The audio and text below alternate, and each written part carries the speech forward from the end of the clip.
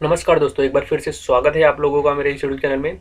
जैसा कि आप लोग जानते हैं कि हम लोग इंडियन ज्योग्राफी के बारे में पढ़ रहे हैं और अभी तक हम लोगों ने जो भारत की स्थिति थी उससे संबंधित चीज़ों को कंप्लीट कर लिया है। उससे संबंधित जो टॉपिक थे, जो तथ्य थे, उसको भी पढ़ लिया और उससे संबंधित जितने भी क्वेश्चन बन सकते थे उनको भी हम लोगों ने देख लिया। अगर आप लोगों ने उस वीडियो को नहीं देखा है तो आप लोग डिस्क्रिप्शन बॉक्स में जाके उसके लिंक के द्वारा उसको देख सकते हैं। और अगर आप लोग हमारे टेलीग्राम चैनल से जुड़ना चाहते हैं तो उसका भी लिंक डिस्क्रिप्शन बॉक्स में दिया गया है, वहाँ से आप उसको जुड़ सकते हैं उसमें भी।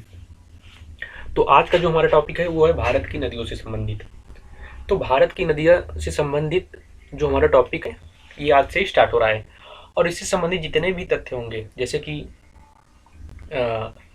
जो भी है तो वो चीज़ों को हम पढ़ेंगे। उसके बाद नदी से संबंधित जैसे कि जलप्रपात, बांध, इन सभी चीज़ों को, बहुउद्देशीय परियोजनाएं, इन सभी चीज़ों को जो नदी से संबंधित है उन सभी चीज़ों को हम लोग देखेंगे और एक एक करके देखेंगे और सीरियल वाइज देखेंगे। उसके बाद इससे संबंधित जितने भी क्वेश्चन होंगे, 50-100 जितने भी क्वेश्चन बन सकते होंगे, उन सभी क्वेश्चनों को हम लोग देखेंगे तो आपका प्रैक्टिस भी हो जाएगा। भारत की जो नदियां हैं इनको हम दो रूपों में देखते हैं। किसके दो रूपों में देखते हैं? एक है हिमालय से निकलने वाली नदियां, क्या एक है हिमालय से निकलने वाली नदियां और दूसरा है प्रायद्वीपीय भारत की नदियां। क्या एक है हिमालय से निकलने वाली नदियां, एक है प्रायद्वीपीय भारत की नदियां। दो रूपों में पढ़ते हैं। और हिमालय से निकलने वाली नदियों को भी हम तीन तंत्र के तीन मतलब कि यहाँ पे तीन तंत्र है। कौन कौन सी प्रणाली? या तो तंत्र या तो प्रणाली। जैसे सिंधु नदी प्रणाली, गंगा नदी प्रणाली, ब्रह्मपुत्र नदी प्रणाली, इन तीन रूपों को देखते हैं हम लोग। तो हम एक एक करके इसको पढ़ेंगे। आज वाले वीडियो में हम इसको नहीं पढ़ रहे हैं क्योंकि समय ज़्यादा हो जाएगा। इस कारण, क्योंकि हम वीडियो जो बनाना चाहते हैं वो 15 मिनट से ज़्यादा या 16 मिनट, इससे ज़्यादा 15 से 20 के बीच में होना चाहिए ताकि आप लोगों को आसानी के साथ वो सारी चीज़ें समझ में आ जाए, इसलिए। और हम एक एक करके फिर अगले में बनाएंगे सिंधु नदी प्रणाली, फिर गंगा नदी प्रणाली, फिर ब्रह्मपुत्र नदी प्रणाली। इस तरीके से ये हमारा क्लास चलेगा। और फिर हम उसके बाद देखेंगे प्रायद्वीपीय भारत की नदियाँ, जिसमें बंगाल की खाड़ी में गिरने वाली नदियाँ और अरब सागर में गिरने वाली नदियों के बारे में हम लोग देखेंगे। जैसे कि बंगाल की खाड़ी में कौन कौन सी नदियाँ, जैसे कि उदाहरण स्वरूप अगर हम देखें तो सुवर्ण रेखा हो गई, महानदी हो गई, गोदावरी हो गई, कृष्णा हो गई, कावेरी हो गई। और जो अरब सागर में गिरने वाली नदियाँ हैं जैसे नर्मदा, तापी, साबरमती, माही इत्यादि इत्यादि ऐसी नदियाँ हैं जो अरब सागर में गिरती हैं। और बहुत सारी नदियाँ जो बंगाल की खाड़ी में गिरती हैं। उन सभी चीज़ों को हम लोग देखेंगे। तो आज हम स्टार्ट करते हैं हिमालय से निकलने वाली नदियों के बारे में। क्या? हिमालय से निकलने वाली नदियों के बारे में। तो हिमालय से निकलने नदियाँ है वो तीन तंत्र है, वो तो हमने बता चुके हैं, तो इसको अभी आज देखेंगे नहीं। तो हिमालय से नदियाँ जो निकलती है इनकी विशेषता क्या होती है? जो हिमालय से नदियाँ निकलती हैं इनकी विशेषता क्या होती है?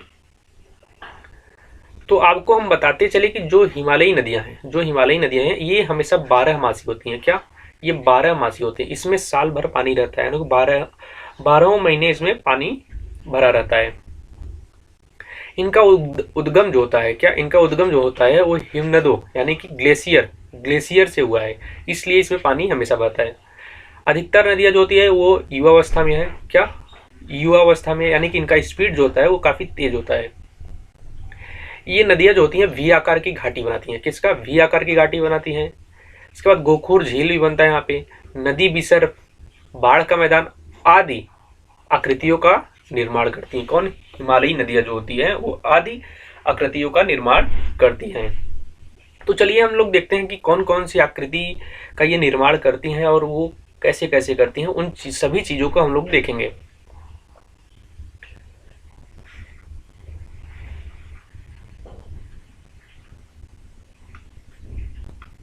तो ये देखिए, ये वी आकार की घाटी। तो हम आपको बताते चलिए जैसे कि क्या होता है कि जब नदियाँ पहाड़ों से नीचे आती है, पहाड़ों से जब मैदानों की तरफ बहती हैं तो उनकी स्पीड क्या होती है? बहुत तेज होती है। क्या? उनकी स्पीड जो होती है वो बहुत तेज होती है। वो मिट्टी को काटते हुए एकदम अंदर तक वी जैसी आकृतियों का निर्माण करती है। क्या? वो वी जैसी आकृति का निर्माण करती है। जैसे आप लोग ये भी देख सकते हैं, ये देखिए वी जैसी आकृति का निर्माण करती हैं। और ये रही नदी, ये वी प्रकार की आकृति मतलब वी आकार की घाटी का निर्माण करती हैं। फिर हम देखते हैं, ये देखिए नदी विसर्प। नदी विसर्प क्या होता है कि जब नदियां पहाड़ों से मैदानों की तरफ बहती हैं तो वो इस प्रकार से सर्पीले आकार का, कि नदी विसर्प सर्पीली आकार की आकृति बना लेती हैं। क्योंकि इनकी स्पीड धीरे हो जाइए तो कोई भी चीज अगर आप करेंगे तो वो, क्योंकि हर जगह ढाल और ऊंचाई समान तो है नहीं, मतलब हर जगह ऊंचा खाला हर जगह ऐसा तो है नहीं, तो जिस तरफ ये नदी उनको ढलान मिलता है उस तरफ वो बहती हुई ये इस प्रकार की आकृति बनाती हैं। वो क्या कहते हैं इसको, तो नदी विसर्प करते हैं। ये कहाँ बनता है, ये मैदानों में बनता है। फिर इसके बाद अगर हम देखें तो ये जो गोखुर झील है, क्या गोखुर झील, जब नदी विसर्प जो होता है, जब नदी विसर्प जो ये नदी विसर्प है ये तो जब ये नजदीक, जैसे कि ये है, ये ऐसे गया इधर, फिर जब ये घूमती मतलब ऐसे करते करते ये नदी इसमें आके मिल जाती है। ये नदी जो यहाँ से कट रही है वो यहाँ से आके ऐसे मिल जाती है, ऐसे मिल जाती है और ये ऐसे चली जाती है। लेकिन जो ये हिस्सा ये कट जाता है, ये हिस्सा कट जाते हैं, तो ये जो हिस्सा कटा इसी को कहते हैं गोखुर झील। क्या कहते हैं इसी को, गोखुर झील इसी को कहते हैं। तो उम्मीद करते हैं कि ये चीजें आपको समझ में आ रही होंगी। फिर इसके बाद आता है वही गोखुर झील है, ये तो आप लोग देख ही चुके हैं। फिर देखिए ज्वार नदमुख। ज्वार नदमुख क्या होता है, ये हिमालय की नदियां, मतलब कि ये ऐसा नहीं है कि बस हिमालय की नदियां ज्वार नदमुख, ये ज्यादातर जो नदी शब्दावलियां हैं उस तरीके अगर हम देखें तो ये शब्दावलियां हैं जो हम लोग देख रहे हैं, नदी शब्दावलियां। तो जो ज्वार नदमुख होता है ये क्या होता है, तो जब नदी जो होती है ये ज्यादातर जो अरब सागर और बंगाल की खाड़ी यानी जो प्रायद्वीपीय नदियां हैं उनसे ये बनता है। कैसे बनता है, तो जब नदियां, क्योंकि इनकी दूरी जो होती है वो समुद्र से ज्यादा दूर नहीं होता है, जब नदी जो है ताजा जल जो होता है, जो नदी का पानी होता है वो समुद्र के पानी में मिल जाता है, दोनों का पानी जब मिल जाता है तो उसी को कहते हैं ज्वार नदमुख। कैसे, जैसे कि जब ये नदियां आप देखेंगे कि स्पीड से आती है, ये देखिए ये समुद्र है, ये नदियां आ रही हैं इधर से, तो ये नदियां यहाँ पे स्पीड में, मतलब ज्यादा, तो इसकी स्पीड ज्यादा धीमे तो होती नहीं है क्योंकि ये ज्यादा दूर से आ नहीं रही है, तो यहाँ पे आके ये मिल जाती हैं। ये अपने साथ अवसाद वगैरह ये लेके आ नहीं पाती हैं, अगर थोड़ा बहुत लेके आती भी हैं, तो ये जो समुद्र जो प्रवाह होता है ना इसको उसमें समेट लेता है और इस प्रकार ये आके यहाँ पे मिल जाती हैं। तो यहाँ पे क्या होता है कि दोनों यानी कि खारा जल, नमकीन जल और इधर से जो मीठा पानी का जल होता है वो दोनों मिल जाते हैं, तो इसी को कहते हैं ज्वार नदमुख। क्या कहते हैं, ज्वार नदमुख, जहाँ पे समुद्र का पानी और नदी का पानी मिलता है। फिर इसके बाद हम देखेंगे डेल्टा को। क्या डेल्टा क्या होता है कि जब नदियां मैदानों में बहती है, आपको पता है कि मैदानों में आने के बाद नदियों का स्पीड जो होता है वो धीमे हो जाता है, क्या वो धीमा हो जाता है। जिस तरह वो धीरे धीरे अपने मुहाने पे पहुंचती है, क्या अपने मुहाने पे पहुंचती हैं, तो उनकी स्पीड नाम मात्र की हो जाती है, यानी एकदम स्लो हो जाता है। तो उस वक्त क्या होता है कि ये जो अपने साथ अवसाद लेके आती हैं वो अपने मुहाने जमा चली जाती हैं, क्या अपने मुहाने पे जमा करती चली जाती हैं। और ये जमा करते करते फिर इसमें यहाँ पे एक देखें तो एक द्वीप बन जाता है, या तो बहुत सारी चीजें हो जाती हैं यहाँ पे, तो इसी को कहते हैं डेल्टा। ये डेल्टा के आकार, त्रिभुज के आकार की आकृति बन जाती है और इसी को कहते हैं, क्या कहते हैं, डेल्टा। तो ये नदी डेल्टा का निर्माण करती हैं। तो ये थे कुछ शब्दावलियां और उससे संबंधित तथ्य जो आपको उम्मीद करते हैं कि आपको समझ में आ गए होंगे। ये टॉपिक आपके एग्जाम की दृष्टि से महत्वपूर्ण तो नहीं है, लेकिन हाँ आप बस इसको थोड़ा सा जानते रहेंगे तो ज़्यादा अच्छी बात है, क्योंकि सबसे बड़ा डेल्टा जो है वो सुंदरबन डेल्टा है, आपको पता होना चाहिए। जो भारत का विश्व का सबसे बड़ा डेल्टा क्या है, सुंदरबन डेल्टा।